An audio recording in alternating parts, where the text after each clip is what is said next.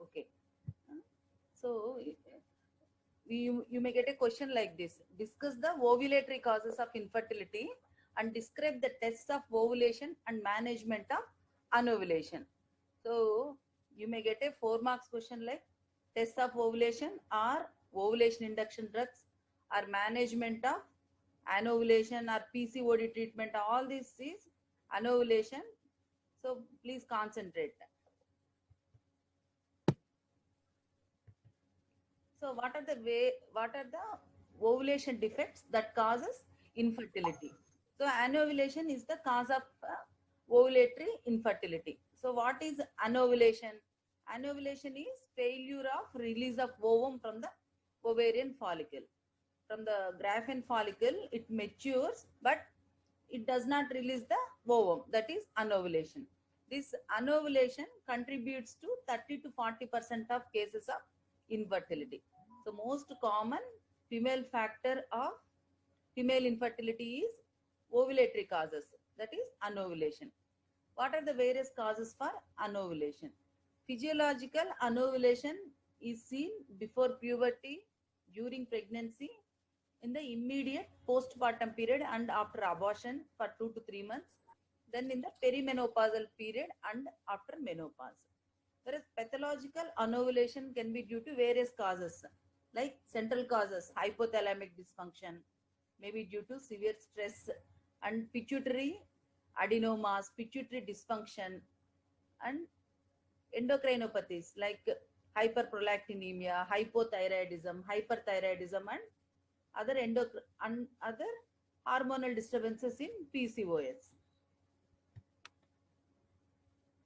Estrogen is responsible for progesterone receptors. So for the normal secretory phase to occur, estrogen is also required. When there is low estrogen, what will happen? There will be low progesterone levels. So there will be poor secretory phase and poor endometrial response, resulting in infertility. So for the normal fertilization to occur, estrogen normal levels is also required. When the estrogen levels are not sufficient to stimulate the LH surge, what will happen? There will be poor quality of the Graafian follicle. When the estrogen fall, that should occur before LH surge. So when the estrogen fall is not sufficient, then the negative positive feedback mechanism that occurs with low estrogen levels will not occur. So FSH will be low and there is no follicular growth. As the levels of follicular stimulating hormone is low, there is no follicular growth, resulting in anovulation. So low levels of estrogen also results in poor quality of the follicle and anovulation. In marked obesity, there will be abnormal peripheral conversion resulting in anovulation. So in PCOS patients in obese type, the first advice we give to the patient is at least reduction of 10% of the weight of the two women. So that the weight reduction by 10% itself will improve the ovulation. Sometimes estrogen excess may be from estrogen secreting tumors or estrogen supplementation, also responsible for anovulation. High levels of estrogen is there, that will negatively reduce negative feedback mechanism, resulting in the low levels of FSH. Abnormal estrogen clearance will be seen in hepatorenal disorders. So high levels of estrogen also causes negative feedback mechanism on FSH. Then estrogen binding, decreased estrogen binding is seen in obesity, marked obesity. Then local ovarian causes like ovarian tissue destruction, which is seen in radiotherapy, following radiotherapy and after surgery. The patient might have undergone oophorectomy or ovarian cystectomy or excessive drilling. Then ovarian tissue is lost. So there is no ovulation. Then abnormal or excess of androgens, which is seen in PCOS. So these are all the various causes of anovulation. So physiological causes, and pathological causes. In the pathological causes, central causes, then ovarian, local ovarian causes, and endocrinopathies. Broadly, we can classify the causes of ovulatory cause of infertility into endocrine disorders like hypothalamic disorders, pituitary, pituitary adenomas,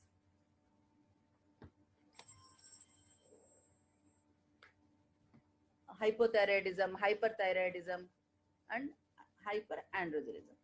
Then PCOS. Then what is corpus luteal phase defects?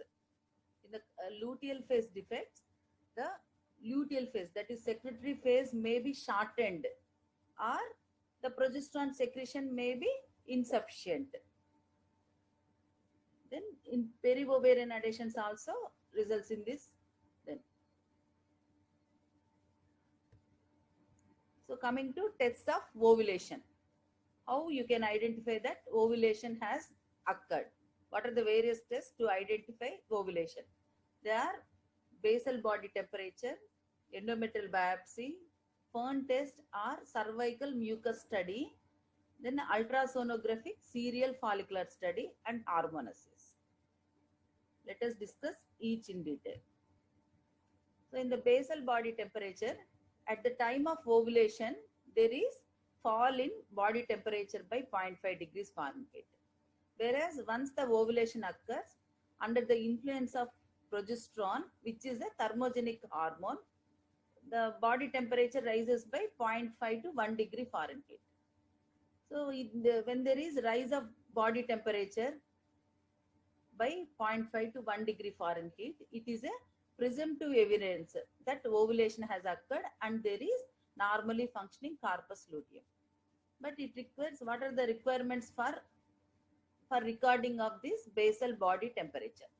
A thermometer with reading of 1/10 fractions of Fahrenheit degree must be available. So a special thermometer where fractions of each Fahrenheit degree must be available. And oral temperature has to be recorded immediately after waking up in the morning.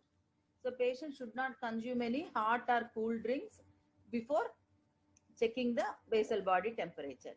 And this should be recorded on a graph so that she can identify the temperature has risen and by how much degree it has risen.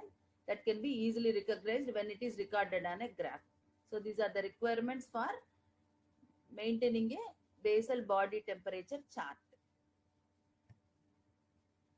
So if the basal body temperature recordings were taken accurately, it can indicate the timing of ovulation, that is when the ovulation has occurred and whether the cycle is ovulatory or not can be identified. But this basal body temperature rise by 0.5 to 1 degree Fahrenheit, it is a retrospective evidence of ovulation. That is, once the body temperature rises, we can know that the ovulation has already occurred, but it does not indicate the timing of ovulation. So it is not useful in IVF therapeutic procedures and also for intrauterine insemination. So we don't know when the ovulation occurs. So we cannot plan the timing of IUI or intercourse to improve the fertility. But once the basal body temperature rises, we can say that the woman is having ovulatory cycles.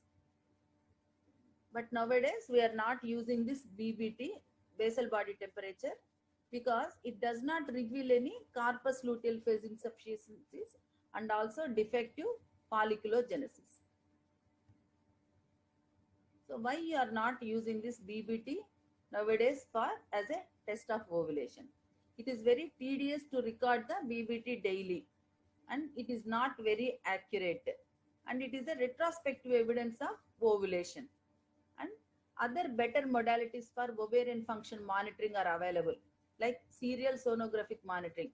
By ultrasonic serial follicular study, we can accurately you can know the timing of ovulation, whether the ovulation has occurred or not, and other information also will be available with other modalities. So we are not using this BBD as a test of ovulation. So another method for knowing whether the ovulation has occurred or not is endometrial sampling.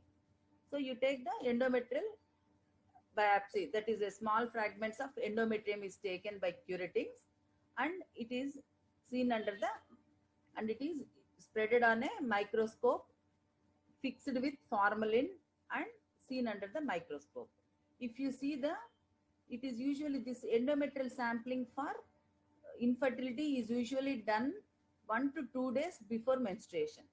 So in the premenstrual period, you take the endometrial fragments and see under the microscope. And if you see the secretory type of endometrium, it is a retrospective evidence that ovulation was occurred. If you see only proliferative endometrium, it indicates that ovulation has not occurred. The advantage of this endometrial sampling is it can detect the luteal phase defects. In the luteal phase defects, the histopathological examination of the endometrium will be, there will be a lag of endometrium by 48 hours or 2 days. You remember this. In luteal phase defects, the endometrium will be, there will be a lag of endometrium by 2 to 3 days. What does it mean? The endometrial histopathology, it corresponds to the day of menstrual cycle. That is, on 14th day, the endometrium will be like in such a way. On 16th day, it will be like that. Like that, for each day, endometrium will be on a specific pattern. But if you take the endometrium on 25th day, the pattern will be 2 days lagging. That is, it will be on of 23rd day. Then you say that it is a lag of 48 hours. Then it is the diagnosis of luteal phase defects. So this endometrial sampling helps in detecting LPD. So these endometrial samples can be subjected for culture, PCR and staining to detect endometrial tuberculosis. Endometrial tuberculosis is one of the cause of infertility.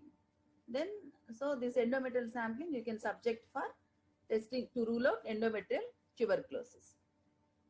This endometrial sampling as a test of ovulation we are not using nowadays, but this can be advised in suspected cases of TB endometritis where the tissue is sent for PCR and culture. Usually these endometrial samplings are collected in formalin, no? But when you are subjecting for testing for TB endometritis, you have to send it in normal saline. If you send it in formalin, that the organisms will be destructed. So you have to send the endometrial samples in normal saline. You have to collect it in normal saline and send for culture and PCR report when you are doing the endometrial sampling for TB endometritis. So for endometrial sampling in infertility, you don't use the normal endometrial curette what we use for dilatation and curettage. Here you use this instrument called as Duncan's endometrial curette. So this is Duncan's endometrial curette. This is the sharp end and it's a tube-like structure. So and it is very narrow. So this can be passed through the undilated cervix, and you take the scraping single stroke. In a single stroke, you pass it, and with a single stroke you come out, and small endometrial bits will be available, and with you can syringe with normal saline so that you can get the tissues for histopathological examination. So this is the Duncan's endometrial curette, which we use for endometrial sampling for a case of infertility, which should be done 1 to 2 days before the expected date of menstrual cycle. Expected date of menstruation. So another test of ovulation is cervical mucus study.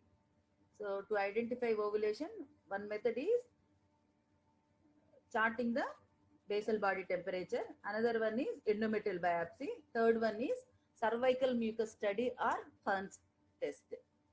So with a platinum loop or a pipette, you take the cervical mucus and you place it on a clean glass slide and dry it and see under the microscope. When the when she is in estrogenic phase or under the influence of estrogen, they because of sodium chloride in the cervical mucus, which gets crystallized, there will be ferning pattern.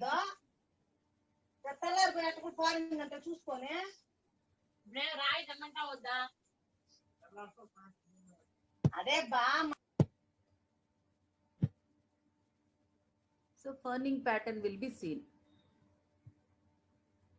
So when she is in the estrogenic phase, you will see the ferning pattern. But this ferning pattern will disappear once the ovulation occurs. So by studying the cervical mucus, we can know whether the woman is in the estrogenic phase or ovulation has occurred or in the secretory phase. How will you do is very simple. You collect the cervical mucus, place it on a glass slide and dry it and see under the microscope. So this is the fern pattern or fire of flames pattern. Because of crystallization of the sodium chloride, there will be fern pattern, and once the ovulation occurs and in the secretory phase, there will be lack of this ferning. Then the physical character of cervical mucus can also vary with the period of menstrual cycle.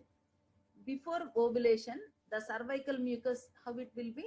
It will be very thin, watery, and there will be positive ferning and positive Spin-Barrett test. Positive ferning means that is dried, the cervical mucus is dried and seen under the microscope. There is ferning pattern will be seen. That is called as positive fern. Positive Spin-Barrett is the cervical mucus. It is stretchable. To test the elasticity of the cervical mucus, it is stretched in between the two fingers.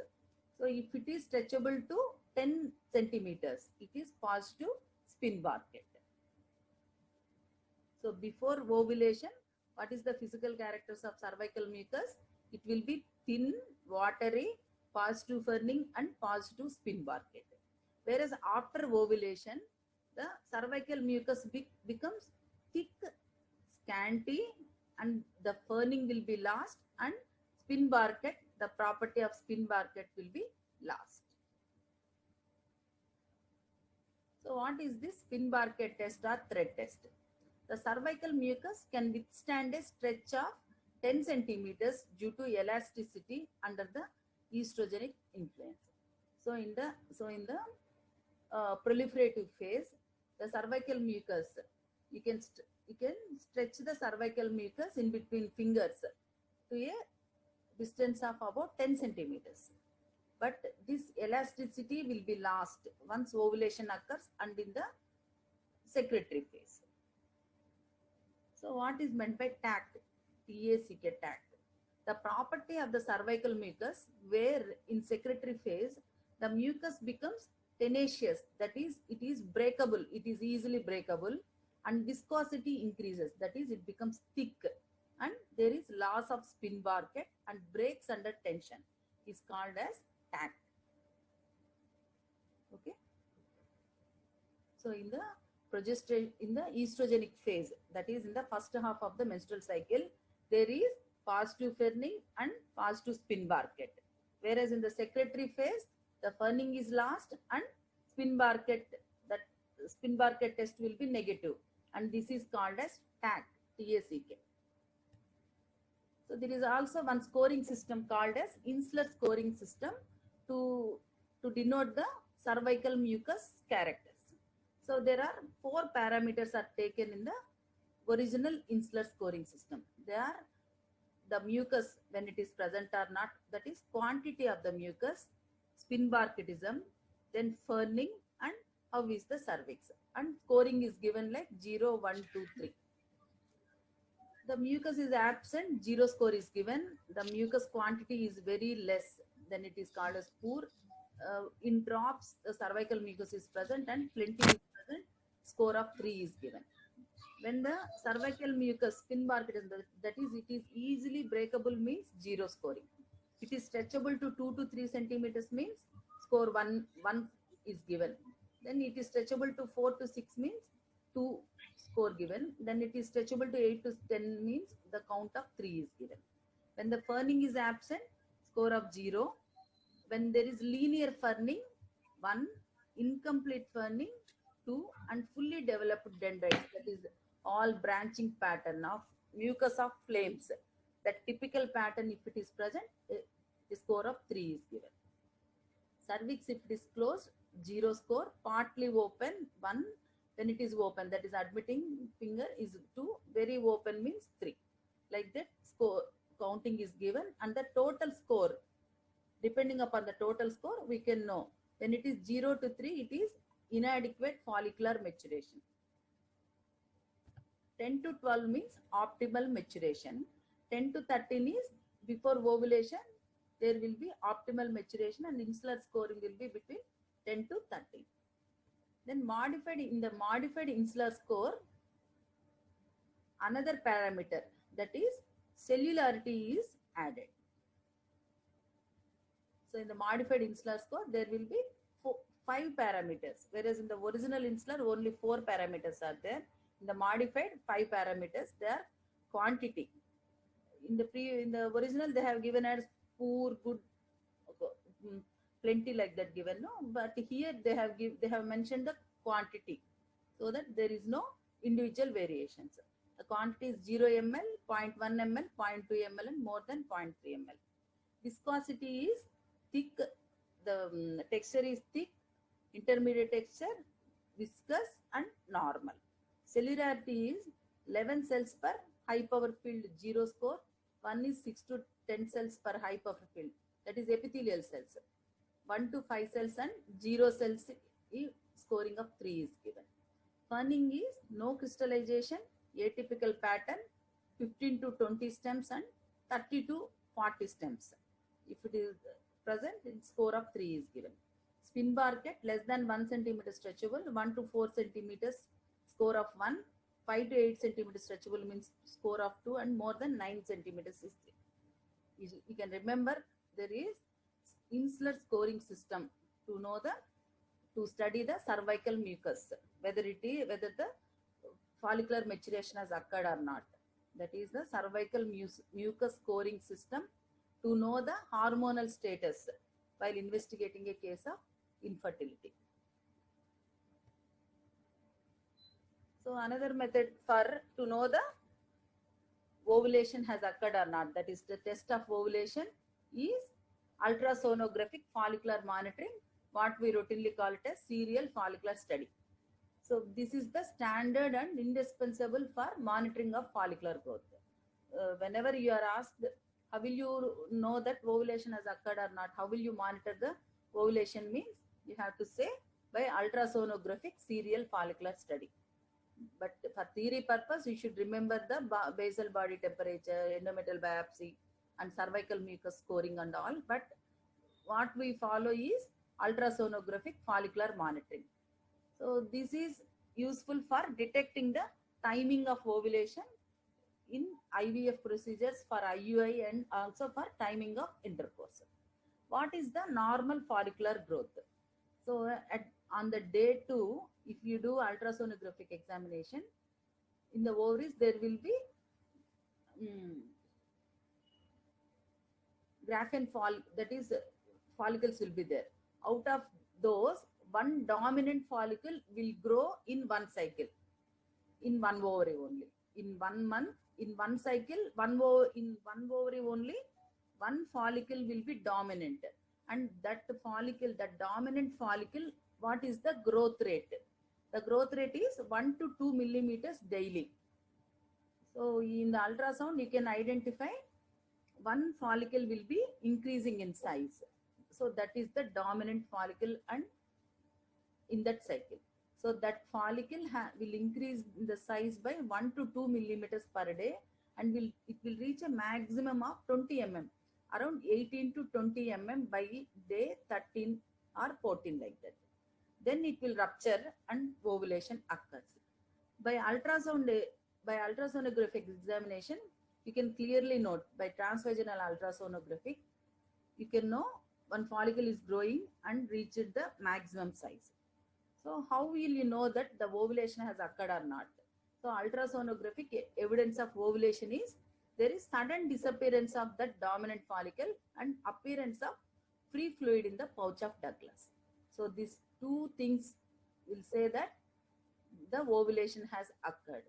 Then the endometrial thickness must be 8 to 10 mm on day 14 around the time of ovulation. Then if there is a lag of endometrial thickness by 2 days, it indicates luteal phase defects. So luteal phase defects can also be diagnosed by ultrasonographic examination. So this is the films of serial follicular study. This is the ovary on day 2. Then, so this is the dominant follicle, which is of this size. Then it is gradually increasing in size. You can see it has increased to this size. This is the diameter. This is the diameter, and the size has increased further, and it has reached the maximum size. Maximum size is 18 to 20 mm. Then ovulation, it ruptures and ovulation occurs. So it has ruptured. So here you can see there is sudden disappearance of this follicle, and in the pouch of Douglas the fluid will appear. So this indicates that the ovulation has occurred. This is serial follicular study by ultrasonographic monitoring. So this is the chart we usually see in the gynec. The patient, if you send the patient for serial follicular study, they will get this report. On day 9, day of scanning they have to mention, and in the right ovary, left ovary, they will see the follicles. So in the right ovary, it is of 10 mm and it is increasing. So this the dominant follicle is in the right ovary, and it is on day 9, 11, 13, they have done the transvaginal sonogram where the follicle size has increased to 11, 15, then 19 mm. It has reached the maximum size, and on the 17th day it has ruptured, and you can see there is free fluid in the pouch of Douglas or cul-de-sac. So impression is it is ovulatory cycle. This is how they will do the serial follicular study. So another method is by hormone assay also you can know whether the ovulation has occurred or not. That is serum progesterone. Estimation of the serum progesterone, luteinizing hormone search, serum estrogen levels and E2 to E1 ratio, and other hormones like serum prolactin, FSH estimation, anti-Mullerian hormone and thyroid profile. These are the various hormone assays we do in anovulation to detect the ovulatory defects. So plasma progesterone concentration, it rises after ovulation. So peak concentration of progesterone will be reached on 22nd to 23rd day. That is called as mid-luteal phase. Luteal phase is from 14th day to 28th day. In that, the mid-luteal phase is 22nd to 23rd day. The progesterone, it rises after ovulation and reaches the maximum of 15 nanograms per ml on day 22 to 23. Then it gradually declines when the corpus luteum degenerates. If the plasma progesterone in the mid-luteal phase is less than 5 nanograms per ml, you call it as progesterone deficiency. So in the mid-luteal phase, the serum progesterone is less than 5 nanograms per ml. It suggests corpus luteal phase defects. The causes of this luteal phase defects may be why these luteal phase defects are occurring. It may be due to hypopituitarism or due to poor follicular development or hyperprolactinemia, and these luteal phase defects are common with clomiphene citrate therapy with ovulation induction, and also in IVF for retrieval of drugs also. In IVF, for retrieval of drugs, they will give ovulation induction drugs. Then there also you commonly come across this LPD. And in post-menarcheal, immediate post-menarcheal and pre-menopausal period, LPD is common. And how will you diagnose this luteal phase defects? By basal body temperature monitoring, serum progesterone less than 5 nanograms per ml, and by endometrial biopsy, where there is endometrium will be lagged by 48 hours or 2 days. So what is the treatment for luteal phase defects? In the luteal phase defects, there is deficiency of decreased levels of progesterone is there. So treatment is progesterone supplementation.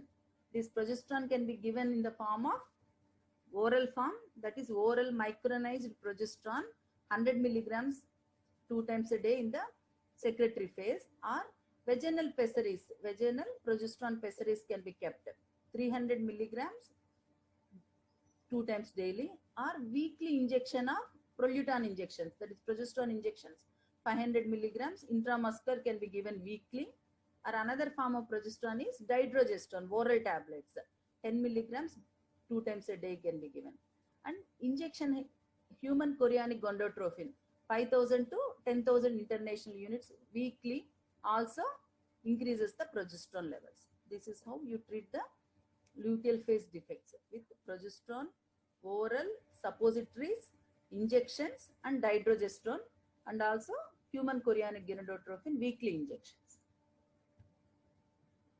Then another hormones which we measure is LH surge.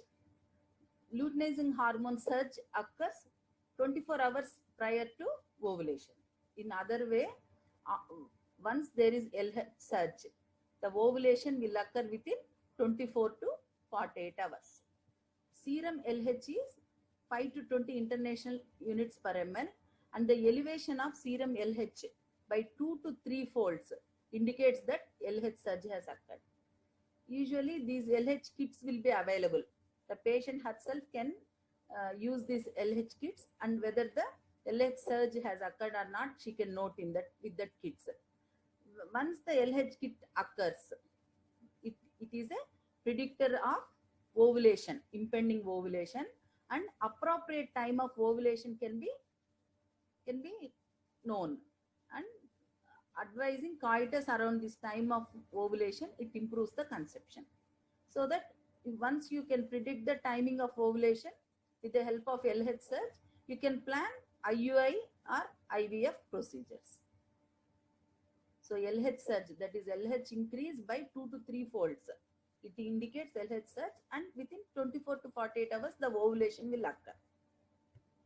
Then other hormone assay is you can estimate the serum E2 levels more than 200 picograms per ml, or the ratio between E2 to E1 is more than 2:1.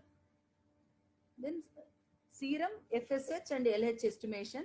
High levels of follicular stimulating hormone is seen in ovarian failure.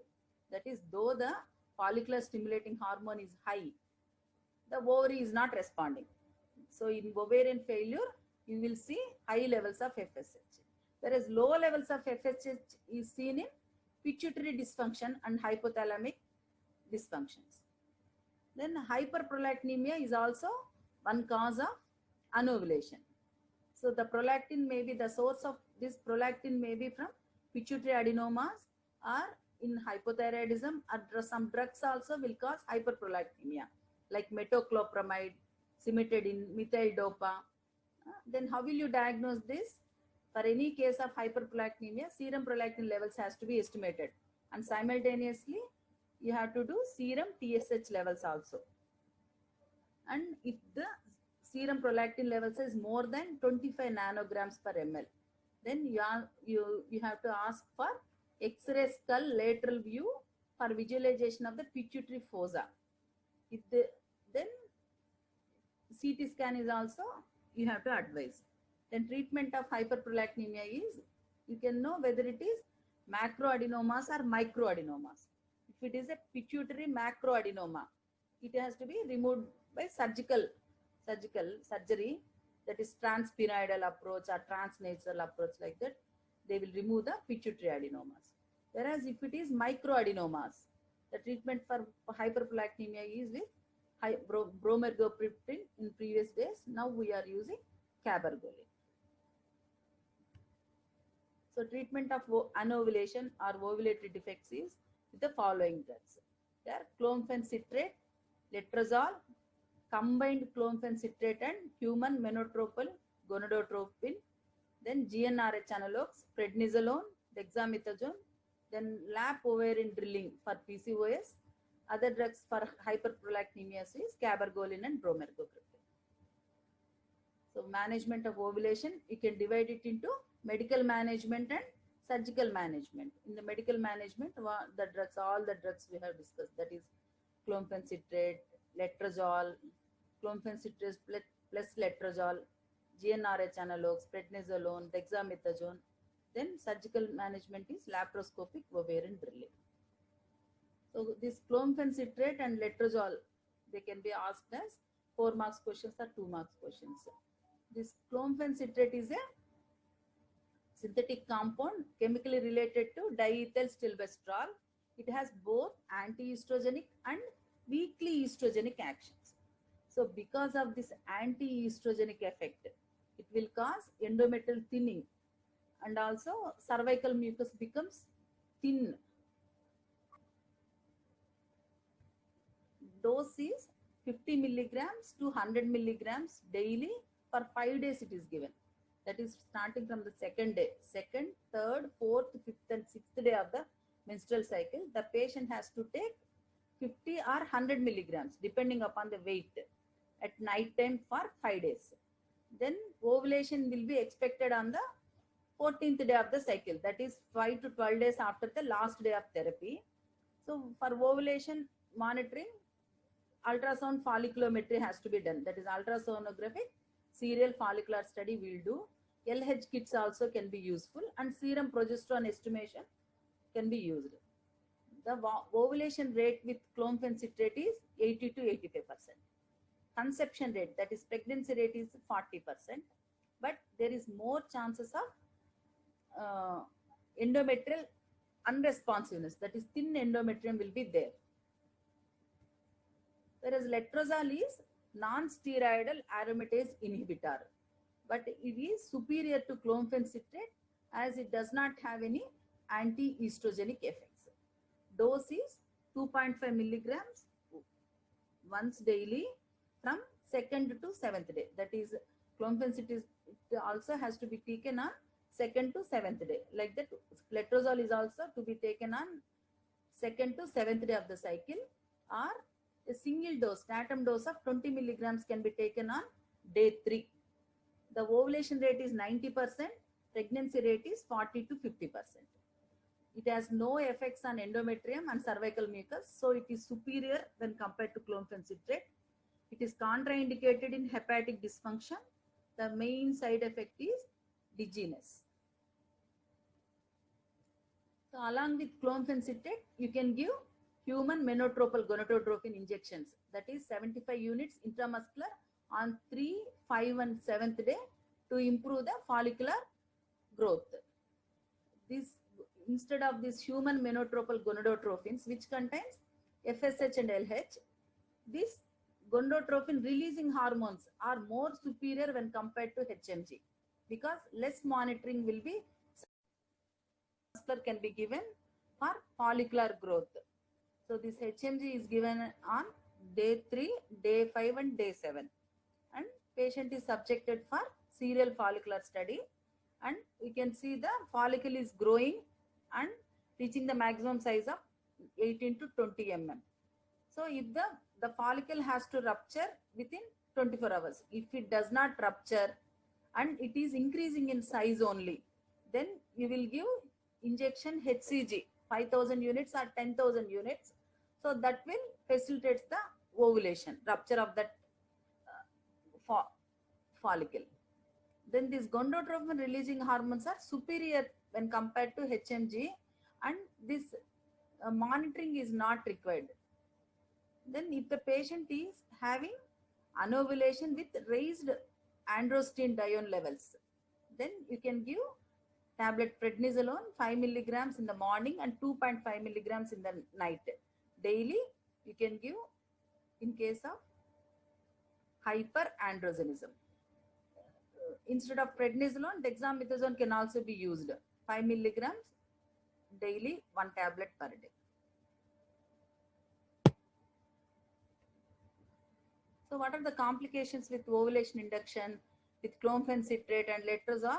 There is chances of hyper stimulation of the ovary and multiple pregnancy, chance of multiple pregnancy, and ovarian hyperstimulation syndrome. This ovarian hyperstimulation syndrome is itself a small topic we will discuss later.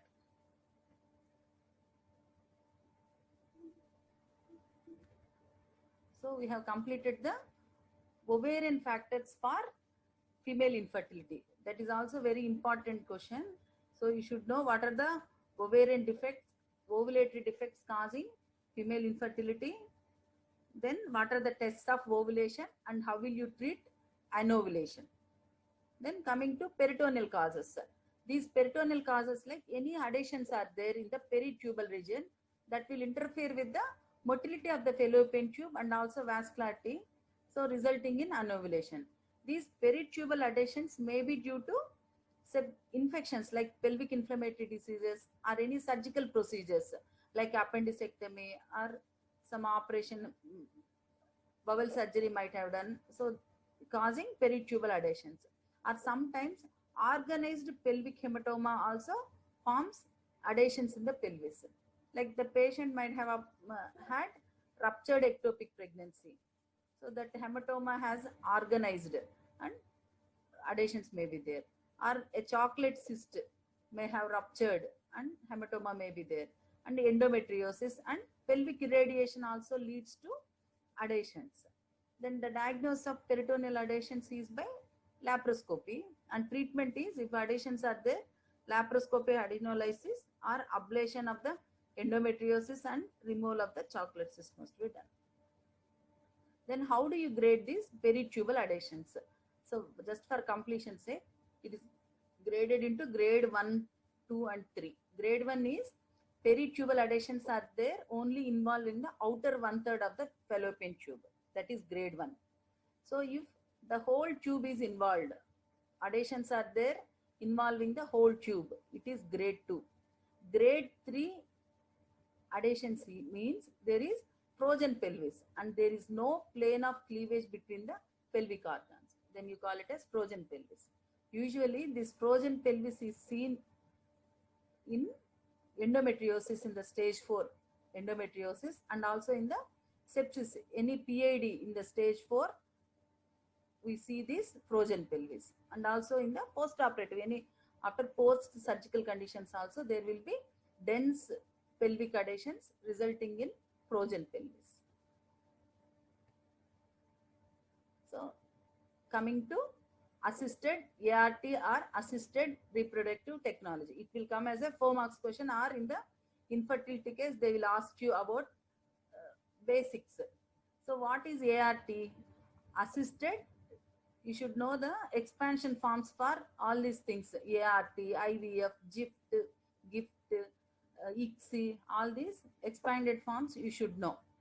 ART is assisted reproductive technology, which comprises a group of procedures that will handle the oocytes and sperms outside the human body. These gametes or embryos are replaced into the uterine cavity to establish the pregnancy.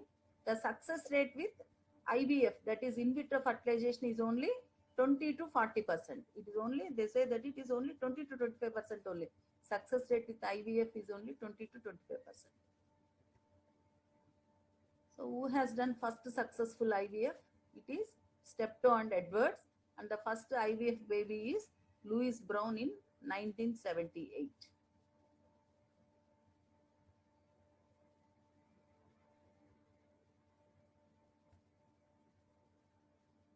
What is IVF?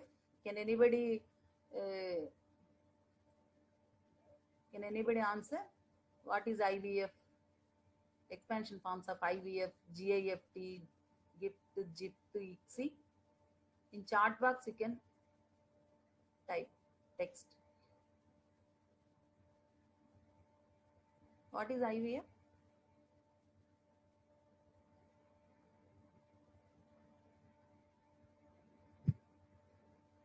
In vitro fertilization, very good. What is GIFT, gift? What is GIFT? ZIFT, ICSI? You can try. GIFT is gamete intrafallopian transfer. Very good. ZIFT is zygote. This is gametes. Gamete is whether it is a sperm or ovum. Zygote is in the 8 cell stage or 16 cell stage. The fertilized zygote is infused into the intrafallopian tube. ICSI is intracytoplasmic sperm injection. Very good.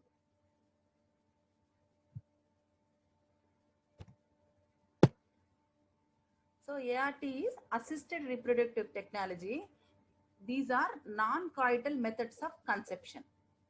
These are non-coital methods of conception, which includes all fertility treatments in which both eggs and sperms are manipulated outside the body.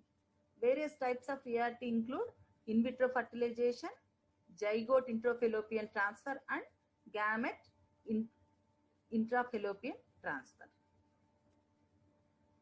In IVF, the eggs are retrieved and sperms from eggs and from the female and sperm from the male partners are retrieved and placed on a lab dish to enhance the fertilization, and the fertilized eggs are transferred several days later into the uterus. So in the 8-celled or 16-celled stage, they will be introduced into the uterus. For the retrieval, before the retrieval of these eggs, the woman is given ovarian stimulation drugs and several drugs, that is hyperstimulation is done, and many follicles will develop and to retrieve the several eggs, so that the chances of successful fertilization will be there. The success rate is only 20%.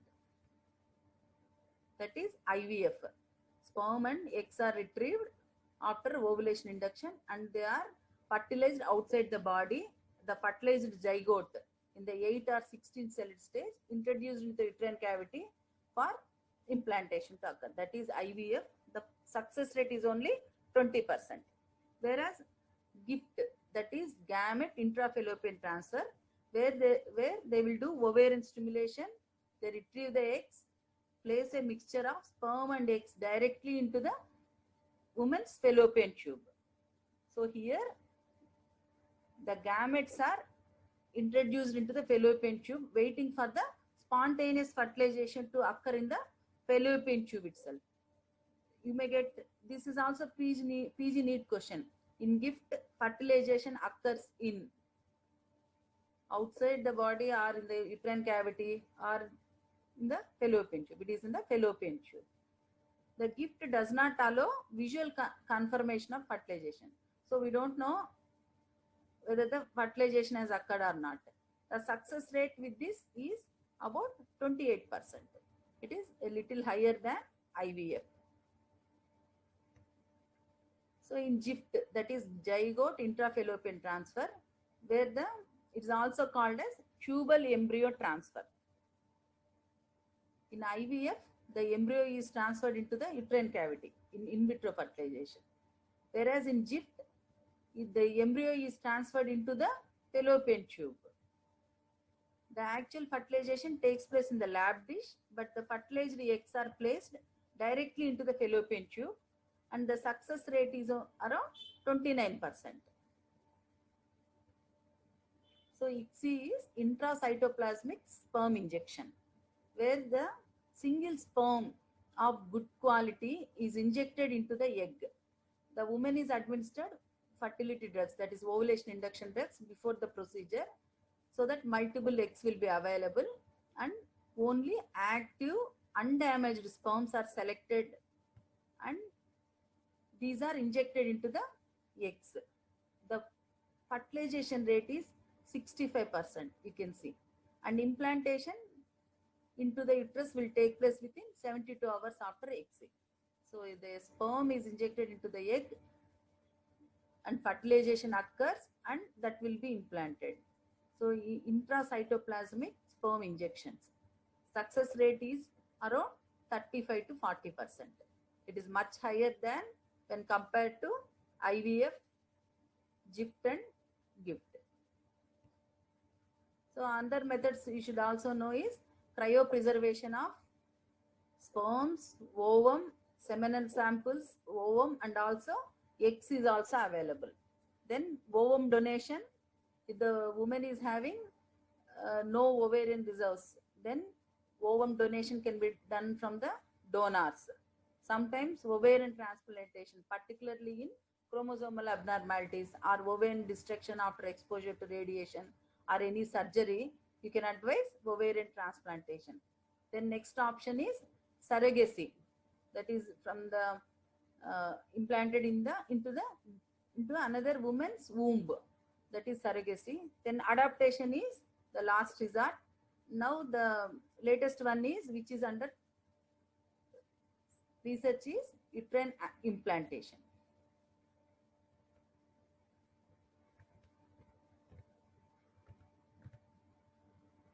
So this is a picture of laparoscopic view of a endometriotic lesions. You can see this the fallopian tube and this ectopic endometrial tissue spots are there on the peritoneal surface of the tube. So this is the polyp, hysteroscopy showing the polyp. So this is both the ostia are visible. Hysteroscope, this is the fundus and both the ostia are visible. No, this is septum, sorry. This is uterine anomaly where there is septum.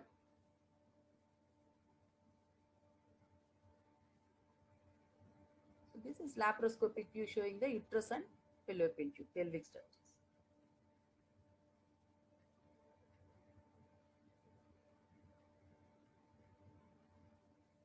So a word about this anti-Mullerian hormone. This AMH is also one hormone that will be assessed while investigating a case of female infertility. This is AMH levels. These are AMH are released from the granulosa cells of the ovary during the reproductive years. So very low levels of AMH means the woman is having less ovarian reserve. So if the AMH is very low, the ovarian reserve will be less and it indicates the number of follicles available.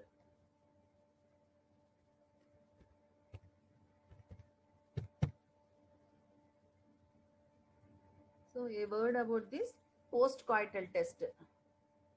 This postcoital test is also known as Sims-Hühner's test. You may get a 2 marks question. Postcoital test or Sims-Hühner's test.